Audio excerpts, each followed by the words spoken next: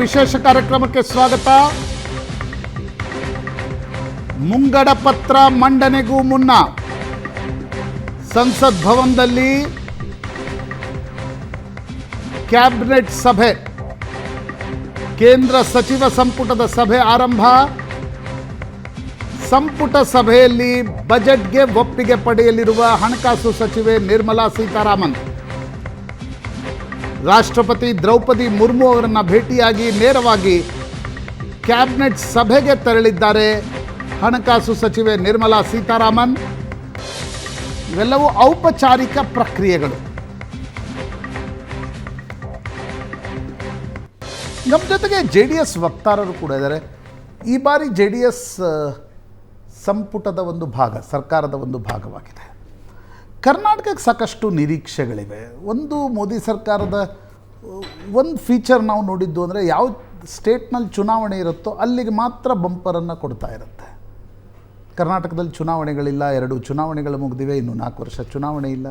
ಆದರೆ ಕರ್ನಾಟಕ ಸರ್ಕಾರದ ಅನೇಕ ಪ್ರಾಜೆಕ್ಟ್ಸ್ಗಳಿಗೆ ಹಣ ಕೊಡಬೇಕಾಗಿದೆ. ಇಲ್ಲ, ಈ ಸತಿ ಖಂಡಿತವಾಗ್ಲೂ ಆ ಪ್ರಾಜೆಕ್ಟ್ಗಳಿಗೆ ಹಣ ಕೊಡುವಂಥ ಎಲ್ಲ ಪ್ರಯತ್ನ ನಡೆದಿದೆ. ಈಗ ನೋಡಿ, ಭದ್ರಾವತಿ ಉಕ್ಕು ಮತ್ತು ಕೈಗಾರಿಕಾ ಕಂಪ್ನಿಗೆ, ಉಕ್ಕು ಮತ್ತು ಕಬ್ಬಿಣ ಕೈಗಾರಿಕಾ ಕಂಪ್ನಿಗೆ ಈಗ 15,000 ಕೋಟಿ ಕೊಡಬೇಕು ಅನ್ನೋ ಒಂದು ಯೋಜನೆ ನಡೆದಿದೆ. ಆಮೇಲೆ ರೈಲ್ವೇಸ್ ವಿಚಾರಕ್ಕೆ ಬಂದರೆ ದೊಡ್ಡ ಕ್ರಾಂತಿನೇ ಮಾಡಲಿಕ್ಕೆ ಹೊರಟಿದ್ದಾರೆ. ಅಲ್ಲಿಂದ ಆಚೆಗೆ ನಾವು ಸಾಕಷ್ಟು ಯೋಜನೆಗಳು, ಈಗ ಕಳೆದ ಬಾರಿ ಬಡ್ಜೆಟ್ನಲ್ಲಿ 5,000 ಅಪ್ಪರ್ ಭದ್ರಾ ಪ್ರಾಜೆಕ್ಟ್, ಇದೇ ಚಾನಲಲ್ಲಿ ನೀವು ಡಿಸ್ಕಸ್ ಮಾಡಿದ್ದು ಅಪ್ಪರ್ ಭದ್ರಾ ಪ್ರಾಜೆಕ್ಟ್ ವಿಚಾರವಾಗಿ ಸಾಕಷ್ಟು ಚರ್ಚೆಗಳಾಗಿತ್ತು. 5,400 ಕೋಟಿ ಬಡ್ಜೆಟಲ್ಲಿ ಅಲೋಕೇಟ್ ಆಯಿತು, ಬರಲಿಲ್ಲ ಅಂತ. ಆದರೆ ಈ ಸತಿ ಅದಕ್ಕೆ ಫಂಡ್ ರಿಲೀಸ್ ಮಾಡೋ ಎಲ್ಲ ಪ್ರಯತ್ನಗಳು ನಡೆದಿದ್ದಾವೆ. ಸೊ ಇಂಥ ಸಾಕಷ್ಟು ಯೋಜನೆಗಳನ್ನ, ಆಮೇಲೆ ಕೇಂದ್ರದ ಗಮನಕ್ಕೆ ತರುವಂಥ ವಿಚಾರಗಳಿದ್ದರೆ ಕುಮಾರಸ್ವಾಮಿ 2 ಹೆಜ್ಜೆ ಮುಂದೆ ಇದ್ದಾರೆ. ಕಳೆದ ಬಾರಿ ಅಲ್ಲ ರಾಜೇಗೌಡರು, ಈ ಸಲ ತಮ್ಮ ಈ ಡಿಬೇಟ್ನಲ್ಲಿ ತಮ್ಮ ರಿಲೆವೆನ್ಸ್ ಬರೋದೇ ಆ ಕಾರಣಕ್ಕೆ. 10 ವರ್ಷದ ಮೋದಿ ಬಜೆಟ್ಗಳೇ ಬೇರೆ, ಈ ಸಲದ ಬಜೆಟ್ಟೇ ಬೇರೆ. ಮರ್ಜಿ ಸರ್ಕಾರ ನಡೆಸ್ತಿದ್ದಾರೆ ಈ ಸಲ. ಆಂಧ್ರ ಪ್ರದೇಶಕ್ಕೆ ಏನು ಕೊಟ್ಟರು, ಬಿಹಾರಕ್ಕೆ ಏನು ಕೊಟ್ಟರು ಅನ್ನೋದು ತುಂಬ ದೊಡ್ಡ ಮಟ್ಟದಲ್ಲಿ ಚರ್ಚೆ ಆಗುತ್ತೆ ಖಂಡಿತವಾಗಿ. ಯಾಕಂದರೆ ಚಂದ್ರಬಾಬು ನಾಯ್ಡು ತಗೊಂಡೋದ್ರು ಆಂಧ್ರಕ್ಕೆ, ನಿತೀಶ್ ಕುಮಾರ್ ತಗೊಂಡೋದ್ರು ಬಿಹಾರಕ್ಕೆ ಅಂತ. ಹಾಗೆ ತಮ್ಮ ಸಪೋರ್ಟ್ನೊಂದಿಗೆ ಸರ್ಕಾರ ಬಂದಿದೆ. ಅಲ್ಲ, ಖಂಡಿತವಾಗ್ಲೂ ಹಂಗಿದ್ದ ಕರ್ನಾಟಕಕ್ಕೆ ಏನು ತರ್ತಾರೆ, ಕುಮಾರಸ್ವಾಮಿ ಅವರು ಏನು ತರ್ತಾರೆ ಅನ್ನೋದು ಪ್ರಶ್ನೆ ಇರುತ್ತೆ. ಈಗ ಉಕ್ಕು ಮತ್ತು ಕೈಗಾರಿಕಾ ಕಂಪ್ನಿಗಳು ಮುಚ್ಚೋಗಿರುವಂಥ ಕಂಪ್ನಿಗಳಲ್ಲಿ ಈಗ 1000 ಜನಕ್ಕೆ ಉದ್ಯೋಗ ಸೃಷ್ಟಿಯಾಗುವಂಥ ಭದ್ರಾವತಿ ಉಕ್ಕು ಮತ್ತು ಕೈಗಾರಿಕೆ, ಮತ್ತು ಸಾಕಷ್ಟು BHEL, HAL ಇಂಥ ಕಂಪ್ನಿಗಳಲ್ಲಿ ಸಾಕಷ್ಟು HMT, ಹಿಂದೂಸ್ತಾನ್ ಮೆಷಿನ್ ಟೂಲ್ಸ್ ಅನ್ನೋ ಒಂದು ಕಂಪ್ನಿ ಒಂದು ಹಳ್ಳ ಹಿಡಿದಂಥ ಸಂಸ್ಥೆ ಆಗಿತ್ತು. ವಾಚಸ್ ಬಿಟ್ಟು ರಿಮೈನಿಂಗ್ ಏನು ಮೆಷಿನ್ ಟೂಲ್ಸ್ ಇದಾವಲ್ಲ, ಅದಕ್ಕೆ ಅತಿ ಹೆಚ್ಚಿನ ಒತ್ತು ಕೊಡ್ತಾ ಇದ್ದಾರೆ. ಯಾವುದೇ ಒಂದು ರಾಜ್ಯ ಮತ್ತು ದೇಶ ಸ್ಕಿಲ್ಡ್ ಲೇಬರ್ಸ್, ನಾವೇನು ಮಾಡ್ತೀವಿ, ಎಜುಕೇಟೆಡ್ ಡಬಲ್ ಡಿಗ್ರಿ ಗ್ರ್ಯಾಜುಯೇಟ್ಸ್ಗಳು ಸಾಫ್ಟ್ವೇರ್ ಕಂಪ್ನಿಗಳಿಗೆ ಹೋಗ್ಬಿಡ್ತಾರೆ.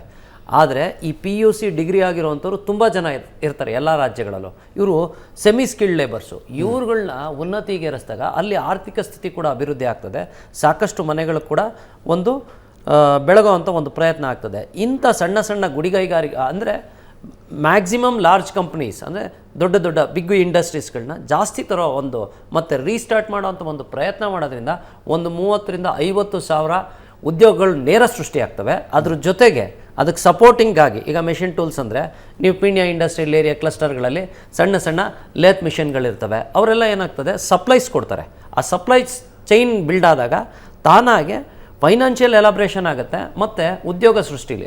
ಅದೆಲ್ಲ ಗೊತ್ತಾಯ್ತು. ಕುಮಾರಸ್ವಾಮಿ ಅವರು ಹಠಕ್ಕೆ ಬಿದ್ದು ಕರ್ನಾಟಕಕ್ಕೆ ಏನು ತರ್ತಾರೆ?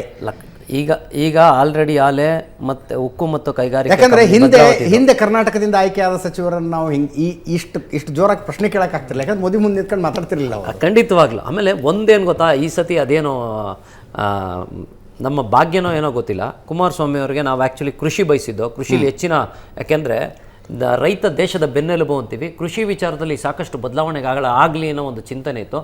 ಅದಕ್ಕಿಂತ ಹೆಚ್ಚಿನದಾದ ಒಂದು ಖಾತೆನ ಕೊಟ್ಟರು ನಮಗೆ. ಉಕ್ಕು ಮತ್ತು ಕೈಗಾರಿಕೆ, ಬೃಹತ್ ಕೈಗಾರಿಕೆ 2 ಕೊಟ್ಟರು. ಇಂಥ ಸಂದರ್ಭದಲ್ಲಿ ಉಕ್ಕು ಕೈಗಾರಿಕೆ ನಿಜವಾಗ್ಲೂ ನಮಗೆ, ಈಗ ಚಿಕ್ಕನಾಯಕನಹಳ್ಳಿಲಿ ಸಾಕಷ್ಟು ಮೈನಿಂಗ್ ನಡೀತಾ ಇತ್ತು, ಆ ಭಾಗದಲ್ಲಿ ಆ ಭಾಗದ ಮೈನಿಂಗ್ ನಿಂತೋಯ್ತು.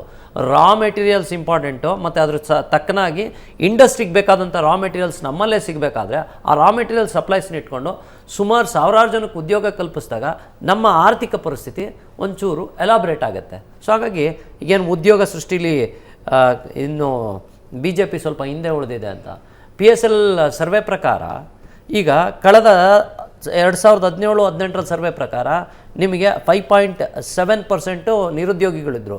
ಈಗ 2022-23 ಸರ್ವೆ ಪ್ರಕಾರ 3.2 ಬಂದಿದೆ. ಅಂಥ ಕೊರೋನಾ ಟೈಮಲ್ಲಿ ಸರ್ಕಾರ ತಂದೆ ಆದಂಥ ಒಂದು ಹೊಸ ನೀತಿಗಳನ್ನ ರೂಪಿಸಿ ಒಂದು ಹಿಡಿತಕ್ಕೆ ತಂದಿದೆ. ಈಗ ಫೈನಾನ್ಷಿಯಲ್ಲು ಮತ್ತು ಪ್ರಪಂಚದಲ್ಲಿ ಆಗ್ತಾ ಇರೋಂಥ ಜಾಗತಿಕ ಯುದ್ಧಗಳಲ್ಲಿ ಯಾವುದೇ ರೀತಿಯಾದಂಥ ಯುದ್ಧಗಳಿಗೆ ಸಿಲುಕೊಳ್ದಲ್ಲೇ, ಆಮೇಲೆ ಮೊನ್ನೆ ಆದಂಥ ಸಿಲುಕಿಕೊಳ್ಳೋದೇನು ಅಂದರೆ ಕೇಳೋದಕ್ಕೊಂಚೂರು ರಾ ಅನಿಸುತ್ತೆ, ಒಂದು ಸ್ವಲ್ಪ ರಫ್ ಅನ್ನಿಸ್ಬೋದು. ಬಟ್ ಯುದ್ಧಗಳು ಭಾರತಕ್ಕೆ ಸಹಾಯಕವಾಗುವ ರೀತಿಯಲ್ಲಿ, ಭಾರತದ ಆರ್ಥಿಕತೆಗೆ ಸಹಾಯಕವಾಗುವ ರೀತಿಯಲ್ಲಿ ತಿರುಗಿಸಿಕೊಂಡಿತು ಭಾರತ. ಸ್ಪೆಷಲಿ ರಷ್ಯಾ ಯುಕ್ರೇನ್ ಯುದ್ಧ ಭಾರತಕ್ಕೆ ಬೆನಿಫಿಟ್ ಆ ಪರಿಸ್ಥಿತಿಗಳಲ್ಲಿ ನಾವು ಇಟ್ಟಂಥ ನಡೆಗಳಿದಾವಲ್ಲ, ಅದು ತುಂಬ ಇಂಪಾರ್ಟೆಂಟ್ ಆಗ್ತವೆ. ಯುದ್ಧಗಳಲ್ಲಿ ಸಿಲುಕಾಕೊಳ್ಳೋದು ಅಷ್ಟು ಸುಲಭ ಅಲ್ಲ. ಆದರೆ ಒಂದು ಯುದ್ಧ ನಡೀತು ಅಂದರೆ ಆ ದೇಶದ ಆರ್ಥಿಕತೆ, ನಾವು ಈ ಸಂದರ್ಭದಲ್ಲಿ ಲಾಲ್ ಬಹದ್ದೂರ್ ಶಾಸ್ತ್ರಿಯವ್ರನ್ನ ನೆನೆಸ್ಕೋಬೇಕು. ಆ ಟೈಮಲ್ಲಿ ಅವ್ರೇನು ಕರೆ ಕೊಡ್ತಾರೆ ಅಂದರೆ ಭಾರತ ಮತ್ತು ಪಾಕಿಸ್ತಾನ ಯುದ್ಧ ಅಂತ ಸಂದರ್ಭದಲ್ಲಿ ಸಾಕಷ್ಟು ಆರ್ಥಿಕ ಹೊಡೆತ ಬಿದ್ದಾಗ ಅವ್ರು ಹೇಳ್ತಾರೆ, ವಾರದಲ್ಲಿ ಒಂದು ಒಪ್ಪತ್ತು ಮಾಡೋಣ, ಜೈ ಜವಾನ್ ಜೈ ಕಿಸಾನ್ ಅನ್ನೋ ಒಂದು ಸಂದೇಶ ಕೊಟ್ಬಿಟ್ಟು ಅದು ಒಂದು ಕಾಲ ಇತ್ತು. ಅವತ್ತಿನ ಕಾಲದಲ್ಲಿ ಈಗ ಭಾರತ one of the biggest exporters of agriculture producers. ಖಂಡಿತವಾಗಿ ಅಲ್ಲಿಂದ ಇಲ್ಲಿ ತನಕದ long journey with a contribution of so many.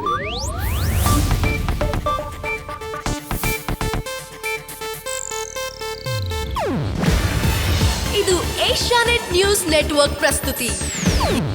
ನೀವು ನೋಡ್ತಿದ್ದೀರಾ ಏಷ್ಯಾನೆಟ್ ಸುವರ್ಣ ನ್ಯೂಸ್.